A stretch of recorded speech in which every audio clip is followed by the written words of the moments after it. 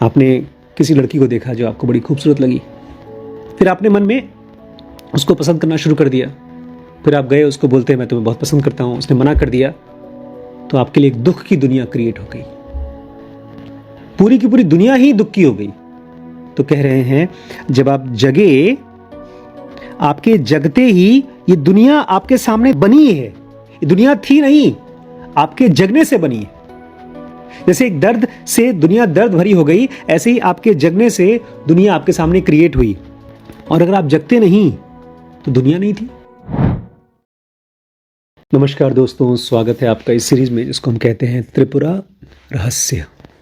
इसमें गुरु दत्तात्रेय हमारे परशुराम को मुक्त कर रहे हैं, फ्रीडम का ज्ञान दे रहे हैं। इन बातों को आप सुनिएगा और समझिएगा।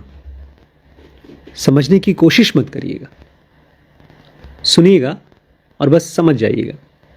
आसान है बातें।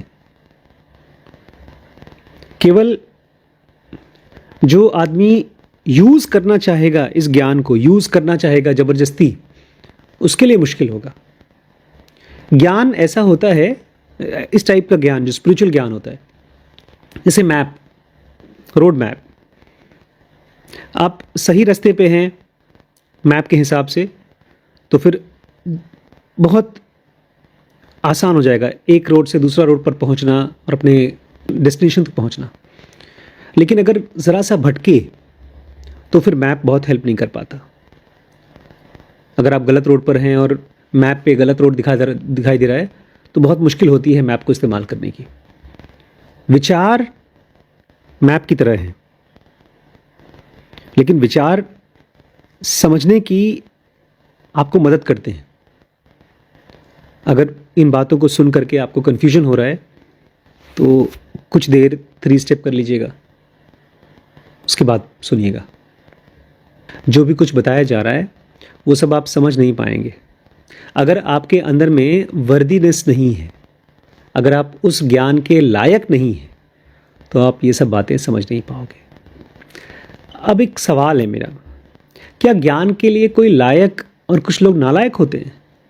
क्या ऐसा भी कोई है जो नालायक है ज्ञान के लिए?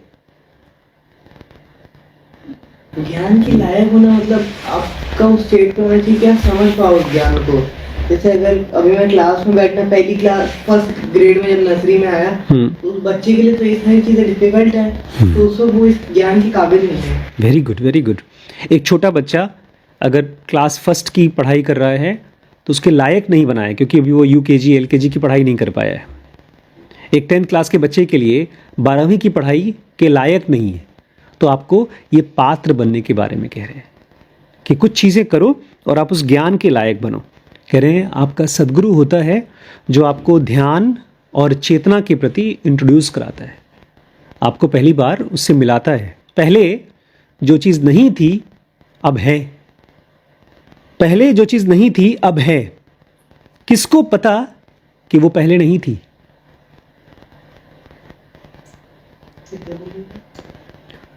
पहले जो चीज़ नहीं थी अब है, लेकिन किसको पता कि वो पहले नहीं थी? देखिए, मैं पहले ज्ञान के बारे में कुछ नहीं जानता था, एनलाइटमेंट के बारे में कुछ नहीं जानता था। अब मैं जानता हूँ कोई चीज़ ऐसी जो पहले नहीं थी मेरी लाइफ में, लेकिन अब है। पहले ज्ञान की बात भी नहीं थी मेरी लाइफ में, अब है। एक टाइम ऐसा था जब मैं केवल फिल्में, लड़कियां, मौज मस्ती यही सोचता था।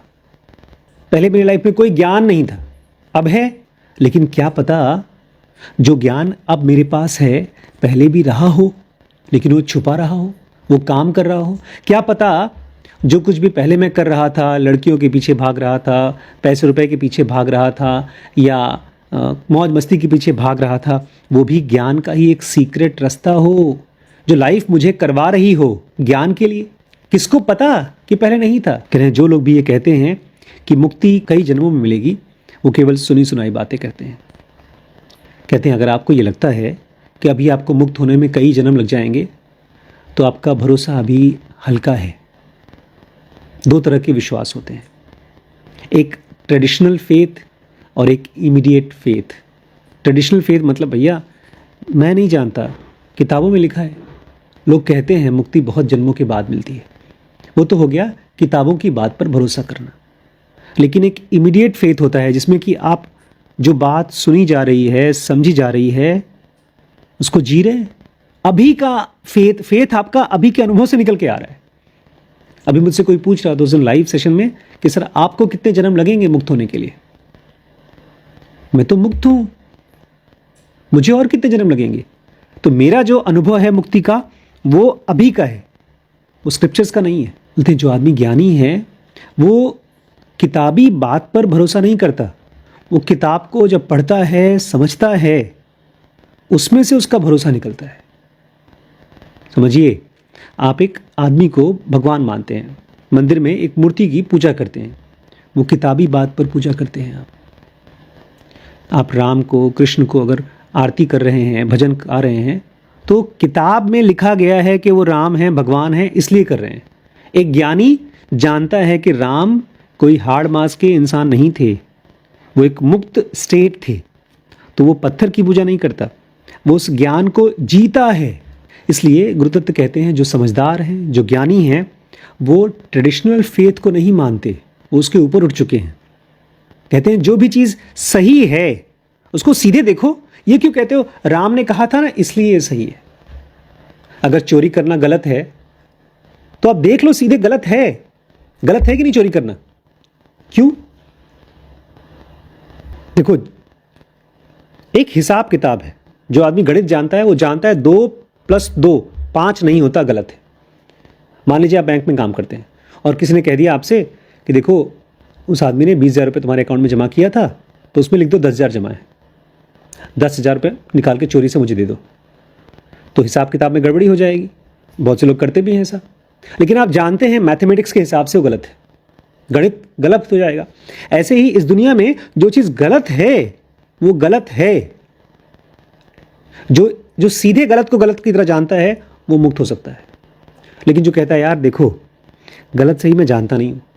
हाँ, साधु सन्यासी समझदार लोग कहते हैं कि गलतियाँ नहीं करनी चाहिए, लेकिन वो बड़े महान लोग हैं यार। ये सब अच्छी अच्छी बातें उनको शोभा देती है। हम तो आम आदमी हैं, हम तो थोड़ा बहुत चोरी चपारी कर लेंगे तो कोई प्रॉब्लम नहीं होगी। तो वो आदमी अच्छाई को हियर से सोच रहा है, वो डायरेक्ट अच्छाई को नहीं समझ रहा है, वो यहाँ से समझ रहा है, उल्टे हाथ से। इसलिए कहते हैं जो आदमी अज्ञानी है वो किताब पर भरोसा करता है, लोगों पर भरोसा करता है, अपने ज्ञान पर नहीं। और मान लीजिए आपको कोई ऐसा आदमी मिल जाए जो कहे कि मैं मुक्त हूँ और तुम्हें मुक्त कर सकता हूँ, तो समझ लो कि वो सपने की बात कर रहा है। क्योंकि मुक्ति का मतलब है अब कोई द्वैत नहीं है। देन हाउ कैन वन से ही इज लिबरेटेड?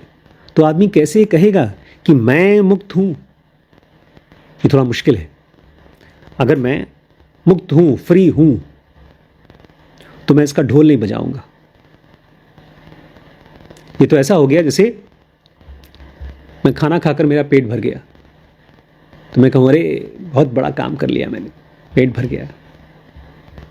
या मैं बीमार था, अब ठीक हो गया, तो चलो मैं सबको पार्टी दिलवाऊं, अरे मैं ठीक हो गया, बहुत बड़ा काम कर दिया। जो आदमी मुक्त हो जाता है उसके लिए ठीक ऐसा ही है जैसे कि नेचर का एक प्रॉब्लम सॉल्व हो गया, बस। कह रहे हैं उसका ढोल नहीं बजाता। अगर कोई ढोल बजा रहा है इसका मतलब बेचारा सपने में अभी भी मुक्त नहीं हुआ है। कहने का मतलब है एक मुक्त इंसान में घमंड नहीं होता किसी भी चीज़ का। कुछ सवाल पूछ रहे हैं, थोड़ा सोचिएगा इसके बारे में। आप गहरी नींद में थे, सो रहे थे, आपकी नींद क्यों खुली? कैसे खुली? आप चलिए गहरी नींद में सो रहे हैं, तो उस गहरी नींद में आपने सपना क्यों देखा? क्या आपको इन सवालों के जवाब हैं कि मैं सोया क्यों, और जब सोया तो मेरी नींद क्यों खुली? नींद में मैंने सपना क्यों देखा? कह रहे हैं जब आप जगे, जो जगना आपके ऊपर हुआ वो दुनिया को आपके सामने लेकर आया। देखिए आराम से बॉडी है, सब कुछ ठीक ठाक है, अचानक से कहीं फोड़ा हो जाए, उस फोड़े से जिस जगह पर फोड़ा है वहां पर एक दर्द की दुनिया क्रिएट हो जाएगी, और उस दर्द की दुनिया से आपकी दुनिया दर्द भरी हो जाएगी। नॉर्मल शरीर, नॉर्मल सब कुछ, एक छोटा सा फोड़ा हुआ और उससे दर्द की दुनिया क्रिएट हो गई। आप नॉर्मल तरीके से जी रहे हैं, आपने किसी लड़की को देखा जो आपको बड़ी खूबसूरत लगी, फिर आपने मन में उसको पसंद करना शुरू कर दिया, फिर आप गए उसको बोलते हैं मैं तुम्हें बहुत पसंद करता हूँ, उसने मना कर दिया, तो आपके लिए एक दुख की दुनिया क्रिएट हो गई, पूरी की पूरी दुनिया ही दुख की हो गई। तो कह रहे हैं जब आप जगे, आपके जगते ही ये दुनिया आपके सामने बनी है, ये दुनिया थी नहीं, आपके जगने से बनी है। जैसे एक दर्द से दुनिया दर्द भरी हो गई, ऐसे ही आपके जगने से दुनिया आपके सामने क्रिएट हुई। और अगर आप जगते नहीं तो दुनिया नहीं थी। जैसे कि सपने की दुनिया एक झूठ थी, ऐसे ही जग करके जिसको आप दुनिया को देख रहे हैं वो भी झूठ है, क्योंकि जैसे ही आप जगे ये दुनिया आपके लिए एक सपने के रूप में बनाई गई है। ये मुश्किल लगता था पहले मुझे समझने में, लेकिन पता है सीक्रेट क्या है? हम अगर आप इसको समझना चाहते हैं तो किसी को सुनिए ध्यान से। मान लीजिए मैं आपकी शक्ल पसंद नहीं करता हूं, तो मुझे आपकी बात खराब लगेगी। मान लीजिए मुझे आपकी शक्ल धोखेबाज की लगती है, तो आप कितनी भी ईमानदार होकर के बात करेंगे मुझे उसमें डाउट होगा। तो आपकी शक्ल को पसंद करने से मुझे आपकी बात पर भरोसा या नहीं होगा। कोई आदमी बहुत स्मार्ट है, बहुत सुंदर है, वो झूठ भी बोलेगा, मुझे लगेगा क्या बात कर रहे हो यार, ये झूठा नहीं हो सकता, ये कितना सुंदर है। एक दुनिया जो नहीं थी वो दिख रही है केवल लुक्स की वजह से। एक केमिकल का लोचा है, जैसे ही केमिकल्स ब्रेन में रिलीज हुए आपको दुनिया दिखाई दी, अच्छी लगी, खराब लगी। गुरुदत्त कहते हैं तुम जानते हो तुम हो, तुम जानते हो ना तुम इस शरीर में हो या कहीं ना कहीं हो जगने पर, उसकी वजह क्या है? इस चीज पर ध्यान दो, इसको ध्यान करो कि मैं हूं, मेरे होने की वजह क्या है। ये जो एहसास आ रहा है मेरे होने का, जो सोने पे गायब हो जाता है, जगने पे शरीर में फैल जाता है, कभी कभी दुख को महसूस करता है। मैं जब किसी को देखता हूं ना, मुझे उस आदमी का दुख अलग से दिखता है, उस आदमी का होना अलग दिखता है। इसलिए मुझे कंपैशन आता है लोगों के पे। अगर कोई मेरे ऊपर नाराज भी हो रहा हो, कोई झूठ भी बोल रहा हो, कोई धोखा भी दे रहा हो, उसका धोखा अलग दिखाई देता है और वो आदमी मुझे मासूम अलग दिखाई देता है। आपकी जब नजरें, जैसे एक मरीज को मैं देखता हूं, वो बीमार है, तो उस बीमार आदमी पर आपको दया ही आएगी, क्योंकि उसकी बीइंग एकदम लाचार आपके सामने दिखाई देती है। ऐसे ही जब आप किसी को भी देखो, अपने अंदर को, अपने आप को ऐसे देखो कि ठीक है ये शरीर है, इसके अंदर मैं हूं, इसका सोर्स कहां है, मेरा इस शरीर में सोर्स कहां है, कहां से आया हूं मैं, इसके ऊपर सोचो, दिन भर सोचो। अपने आप को जानने के लिए जरूरत पड़े तो जप कर लो, ध्यान कर लो, या सुनो, दूसरों को सुनो, ध्यान से सुनो। कहते हैं अगर तुम्हारी बुद्धि तीखी है, तुम्हारी बुद्धि बहुत समझदार है, बहुत तीखी है, तो तुम बहुत जल्दी ही मुक्त हो जाओगे। ऐसे कैसे समझदार आदमी मुक्त हो जाएगा जल्दी? कि भगवान उसके साथ पार्शलिटी करेंगे? समझदार आदमी का ब्रेन खटाखट झूठ को सच से अलग कर लेगा और सच के पास पहुंच जाएगा। जो बेवकूफ है वो उलझ जाएगा अपने विचारों में, वो बहस करने लगेगा मन ही मन। कल एक हम लोग लाइव कर रहे थे, तो एक बच्चा बहस कर रहा था, नीचे गंदी गंदी गालियां लिख रहा था जो भी आप लोग कर रहे हो, बोल रहे हो, सब बकवास है। तो ये है एक बुद्धि जो बेचारी अभी इमेच्योर है। गुरुदत्त कहते हैं आप जिस तरह से रोज बिहेव करते हो, वो आपके ऊपर कैसा इंप्रेशन पड़ा है आसपास की दुनिया का, उसका रिजल्ट है।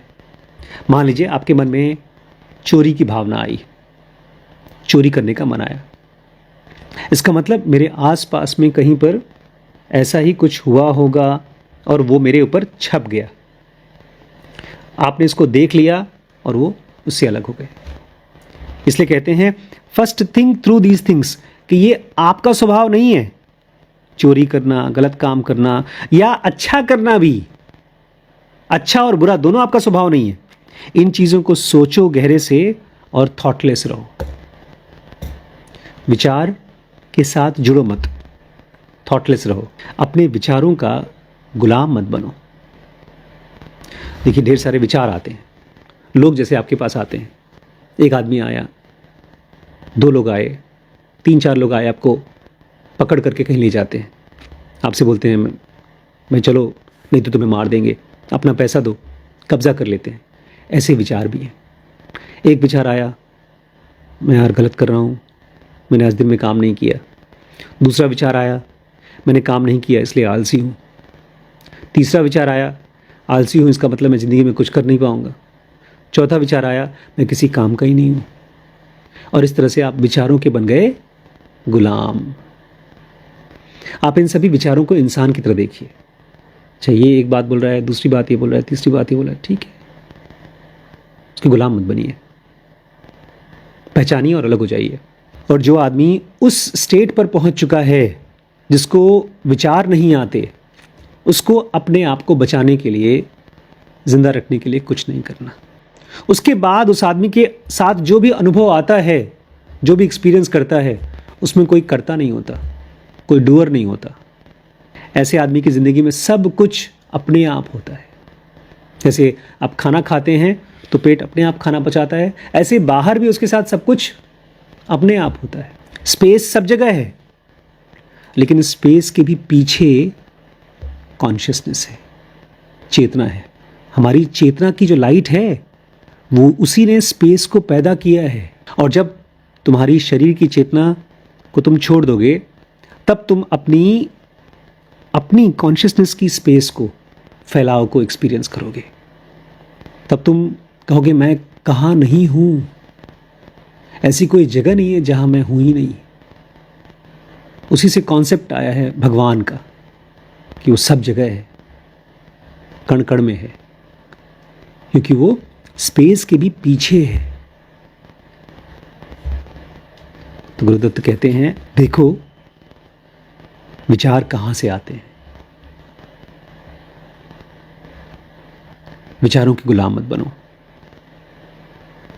विचार स्पेस से आपको दूर कर देते हैं, कॉन्शियसनेस से दूर कर देते हैं। किसी के प्रति गुस्सा आए, उसको माफ करो। किसी के प्रति बहुत अट्रैक्शन हो, उसको ऑब्जर्व करो और अपने साथ रहो कि मैं शरीर में हूं, लेकिन मैं हूं कहां, मेरा नेचर कैसा है। कभी विचारों की गुलाम मत बनिए, डुबा देते हैं विचार। एक छोटा सा बच्चा छोटा कि बड़ा था, बोलता है मम्मी मम्मी मैं डिप्रेशन में जा रहा हूं। क्या बोलता है? बोलती चुप रहो, पिछले महीने तुम मनाली गए थे, उसके पहले तुम जम्मू कश्मीर गए थे घूमने के लिए, अब तुम्हें डिप्रेशन जाना है? अभी नहीं जाना, अब छुट्टी होगी बाद में जाना, अभी काम करो। उसकी माँ विचारों की गुलाम नहीं हुई, उसके विचारों को पहचाना ही नहीं उसने। विचारों को पहचानो ही मत। अगर आपके विचार बोलते हैं मैं किसी काम का नहीं हूं, तो ऐसे देखो, अच्छा काम क्या होता है जी, और क्या करना चाहते थे? सांस ले रहे हो, खाना खा रहे हो, शरीर में हो, और क्या चाहिए तुम्हें? कौन सा तीर उखाड़ लेना है तुमको? दुनिया का राजा बन जाओगे? ऐसे अपने से बात करिए जब कोई विचार आपको डुबोने की कोशिश करे।